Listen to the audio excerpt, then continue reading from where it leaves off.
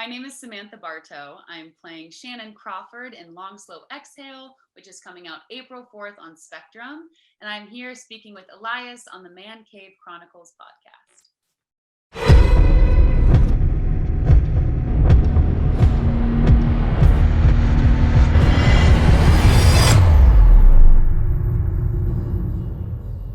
Samantha, welcome to the cave. Hey, thanks so much for having me. Thank you for joining me. The listeners and viewers are going to tune in a few weeks to see Long Slow Exhale. Exciting time for you. This project was announced months ago, and tell us. We're going to get into that soon. First of all, how do you feel about this whole series? Yeah, first of all, just grateful. It was such an amazing experience, and learned so much and about acting and about myself, and definitely made some amazing relationships and gained some mentors. So yeah, overall I'm just feeling very grateful and excited for sure. Yeah, I was doing some research on you. I was trying to figure out how you got into the entertainment industry. I noticed you start off in the commercial world first. Is that true?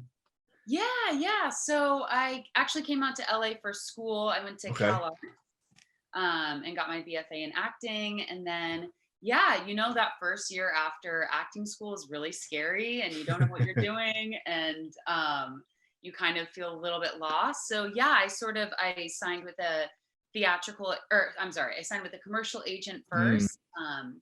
Vision is their name. And yeah, I kind of just started booking commercials, and that kind of gave me hope that maybe I could make money and act. It gave me a little bit of a confidence boost, and then things kind of just snowballed from there. Wow. What made you get into the industry? All these things that you could do in the world. What made you choose this path? Yeah, that is a good question. I actually started in journalism. I originally went to DePaul in Chicago for journalism, specifically photojournalism, because I've always known that I'm a storyteller. Ever since I was a kid, when my parents would entertain, they would kind of push me on stage in front of everybody and be like, tell a story. Or my sister and I would reenact scenes from Chicago, the musical, which is a very mature musical, by the way, for kids to do. I'm just now realizing that. But yeah, so I've always kind of just been a performer by nature. And then when I was in school for journalism, all of my friends were in the theater school. And I kind of was like, oh man, wait a second. Am I a theater kid? And I took some classes at DePaul for acting, and I realized, yes, I am a theater kid. And then I just auditioned for a bunch of schools, and I got into Cal Arts, which is an amazing school. I don't know if you know about it, but it's a really incredible place. And I visited, and then I stayed all 4 years. And the industry is definitely, a different path than theater. And I still have a love for theater, and I want to do it still in my career. But yeah, it just kind of seemed like the natural, organic next step being in LA, and I'd already made connections, and yeah, it just kind of happened. Yeah, I've had past guests on where they've done both. They've done the TV, film, and theater also. What a big difference between those two, huh? Definitely. Yeah. I think both are fulfilling in different ways. I do think theater is a little bit selfishly more fulfilling for the actor, just because of the process. You normally get more time, more rehearsal. It's longer periods of time of collaboration for a single scene, for instance. But film and television is also, it's also its own challenge, and it definitely has its own, benefits that theater doesn't. So I love both, and I hope to do both for my entire career. Yeah. So the funny thing about TV and film is if you make a little mistake, you can recover for it. Theater, when you're live, has that ever happened to you? You ever mess up a line or anything in theater? How do you recover from something like that? Yeah, that's honestly what I kind of love about theater. And of course, it's nice knowing that in film and television, if you do, miss a line. And also it's cool because they can take hopefully they'll take the best moments of your performance and edit them together. But honestly, that's kind of the magic of theater. And it's, the stakes are so high. You have no editing. And personally, the times that I have forgotten a line or literally fallen on stage or metaphorically fallen in front of people, those are my favorite moments, because I think as humans, we are imperfect. And those are sort of the snapshots of like real, real time truth Yeah. coming out in front of people. So I don't know, I kind of like those mistakes to happen, Yeah. even though they're very scary. What's more challenging, working on TV, film, or theater, you think? Just challenging in different ways, Mm, for sure. Um, Film and TV, I think so far the most challenging thing for me is that you're on set for hours and hours and hours, and a lot of the time you're by yourself. So you kind of have to find ways to stay in it, stay present. You know, a lot of people have different tactics, but like I kind of like to stay in the mindset of my character, or at least like in a similar like physical space if I yeah. can. But to maintain that, sometimes you're in your trailer for 5 hours, and Mm, that's an incredible challenge. But then, of course, with theater, um, the hours are also very long, and you're on your feet, and yeah. you're rehearsing every night for however many weeks, and yeah, so both challenging in different ways. Yeah. How do you prepare yourself before you go live on stage? Is there anything you do in the back to hype you up? And then Oh, what about for TV? yeah, yeah. I mean, for theater, that's part of the reason why I went to theater school. I have like a handful of techniques and tactics, vocal techniques and warm ups, Yeah. physical speech. So I kind of have, and I'm still like figuring out my sort of structure and my Mm, sort of ritual that I do. yeah. Um, and honestly, it's not super different from what I do for film and television as well. I kind of do the same like physical and vocal warm ups, and um, yeah, just try to get to a, honestly, it's just trying to get to a place of presence. And that Yeah. can look different on a Monday than it does on a Friday, or, wherever Yeah. I'm in my personal life, it can look different. So you kind of have to stay flexible. That's awesome. So yeah, let's talk about your new series. It's Spectrum Original, Long Slow Exhale. You're Shannon Crawford. How did you get approached for this role? Was this an audition or? Yeah, yeah. So my manager, Matilda, who's amazing, she sent it along. And I think we were both really excited, first of all, because the writing was amazing Hmm, and a very dramatic role. And I feel like I get called out for a lot of like dramatic and emotional kind of like character arcs. And then we were also very excited because she's a basketball player and I'm yeah. 5'11". So we were like, oh, finally a role where my height is helpful. That's amazing. And I think that gave me a little bit of mental freedom as well. Cause sometimes I get roles and I'm like, she's a 16-year-old and I'm almost 6 foot. And like, I'm kind of feeling like it's a lost cause. But this one, I was like, okay, that's not an obstacle. Um, so yeah, it just, Matilda sent it my way, and I started doing some research on women's basketball. Yeah. I watched an amazing documentary called The Women of Troy about Mm, USC's first women's basketball team, specifically about Cheryl Miller. And I okay. was totally infatuated with her and with the world. And yeah, I just put my heart and soul into it and hoped for the best. But that was a self tape or a live audition? Self-tape, yeah. So Okay. this was still in, I mean, we are still in the pandemic, but Yeah. this was like kind of in the height of the pandemic. So Wow. absolutely everything was self-tape at this point.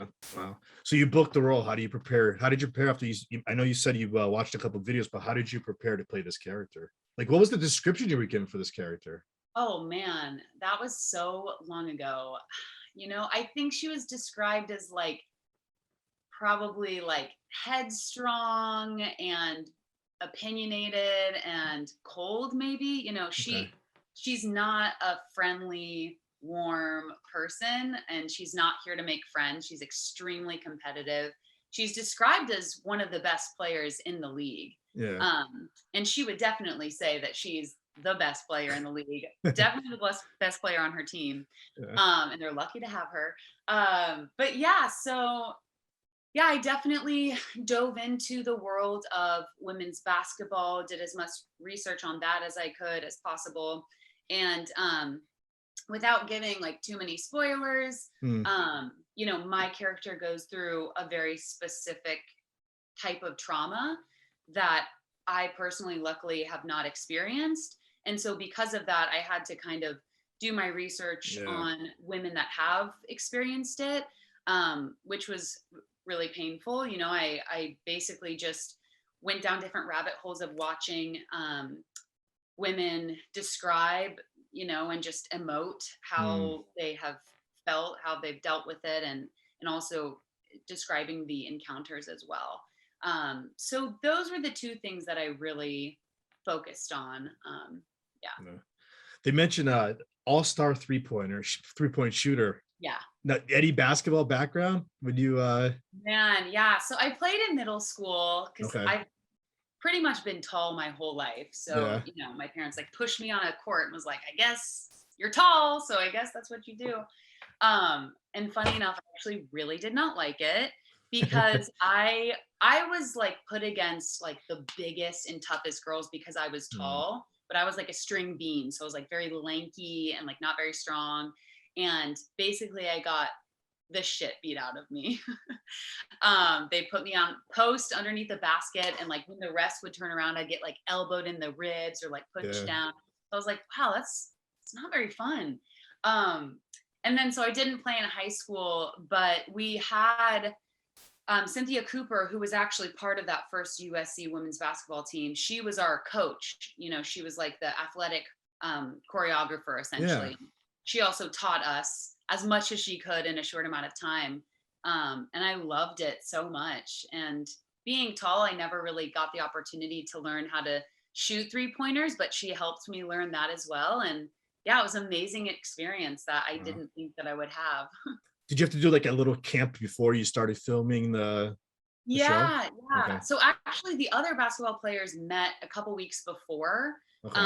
And then I came in like 2 weeks after they had already been all together, which was perfect because my character is very isolated. Mm. And when I came in, I was like, oh my God, like I don't know anyone. And like everybody's been working. And of course they were also sweet, but it definitely fed sort of this feeling of like isolation. And I was like, okay, I'm gonna use it.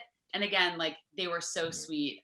But it was like, the new kid at summer camp kind of a feeling. What did you love about Shannon? And is there anything you would change about her if you could? Ooh, you know, yeah, it was really interesting because in a lot of ways, when I first started Yeah. learning about her, I was like, oh my gosh, like I'm so different from her. Like I consider myself a really warm person and I love friendship and Yeah. um I feel like when I approach people it's with kindness, and these are all things that are very opposite of Shannon. But as I got to know her, I realized that I do have a lot in common with her, and I do at times feel like I'm an outsider, and I also do have a fire within me. I definitely can be competitive, and I'm an Aries and I definitely have a lot of that like fiery drive. And those parts of her too, like the confident, oh my gosh, she has so much confidence. And at least on the surface she has very little self-doubt. Hmm. Um, and yeah, like I said, she has her eye on the prize, and that taught me a lot about myself, and it definitely like brought out those aspects in me personally and also like in my Yeah. acting. And so that was really cool. I mean, I don't know if I would change anything about her, but I would give her a hug. Like, and I would be Be your like, friend. yeah, I'd be like, hey, like it's okay to enjoy life sometimes, Yeah. and it's okay to like take a day off of training because Yeah. her world revolves around winning, being the best, Mhm. and living up to her name essentially. Now, like, describe like the chemistry between you and like your team, like the teammates on on the show and coaches. Yeah, yeah. I mean, like I said, kind of that first day was really interesting, especially Yeah. because we all had read the scripts before we met each other. Mm. And like I also mentioned before, it's kind of a subconscious thing that I do, but when I'm on set, like I do feel like I am carrying a little bit of the flavor of the character, even if I'm not intentionally doing it. And so, yeah, it was interesting. I feel like when we all first met, it was kind of sizing each other up and being like, like, Yeah. okay, what's this vibe? Like, I'm not sure how I feel. And again, so sweet. But I feel like there were on days on set where I was just like, you know what? I'm going to get into the Shannon headspace, and I'm not going to care about being kind, and I'm not going to care about making friends, and I'm not going to be mean, but I'm kind of had my horse blinders on, and I was like, okay, I'm just here to do the job. And yeah, I mean, eventually over time, we all got to know each other, and they're all so lovely and so kind. And I think they eventually saw that, like, I'm not a monster. um, but yeah, and the coaches too, Rose, the lead, or one of the leads, she became a mentor of mine. That's awesome. We have she was the person I had the most scenes with. And oh my goodness, she taught me so much. And yeah, she kind of took me under her wing, which was such a privilege. Yeah. Was there one piece of advice that she gave you? Because this was like one of your first like big series now that you've been on. Yeah, one that will always stick with me. I mean, there are a couple for sure. But I remember there was this one day that I had a very, very emotional scene, and they were figuring out the camera angles, and they were doing that during like rehearsal. Okay. But they were filming the rehearsal, so it was sort of ambiguous whether or not we should like go for it or not. But I was going for it, and she was going for it. And you know, we would do a whole take where I just poured my guts out, and then they would be like, oh, like we weren't actually. This one time the scene ended, and she was like, were we recording? And they were like, no. And she was like, no.